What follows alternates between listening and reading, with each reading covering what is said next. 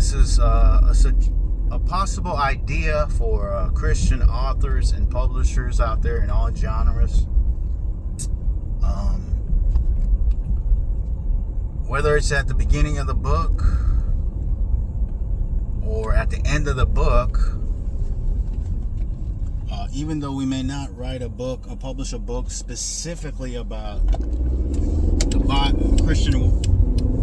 Christianity or Christian topics, you know how In-N-Out puts Bible verses in their cups, and some authors put a verse at the end of their bio, or just a simple a verse. Maybe people Google it, look it up themselves, and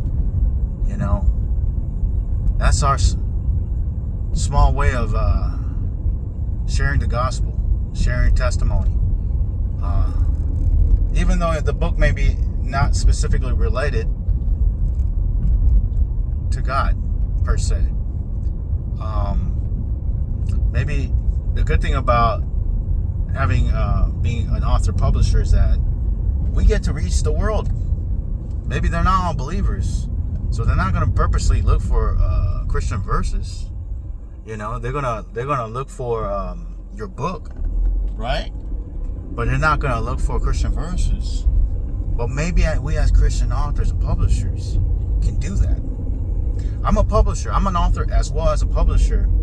But I pretty much got the idea as a publisher. I've hired hundreds of freelancers to write, whether it's for fiction or for nonfiction. And shout out to the guy I hired. He wrote a nonfiction book about amusement parks. And I offer at the end of the book, the about the expert, about the author section. And, he wrote his bio. And at the end of his bio, he had a verse. And that inspired me. I should do that too. So there's an about the author section. There's also, about the publisher section. So I put that, my favorite two verses. My favorite verse is John 14:6. I am the way, the truth, and the life. No one comes to the Father except through me. That's always been my favorite verse because it's direct. I just like that verse. It's straight to the point. It's about Jesus. And I put that in my bio at the end of the book. But I also have a publisher's forward in the beginning of the book. So I also put after the publisher's forward, a message from me before they read the book. I also put a verse after the publisher's bio, a publisher's forward, John 3:16. I put that in the beginning because people are more aware of that verse. So I decided, that's something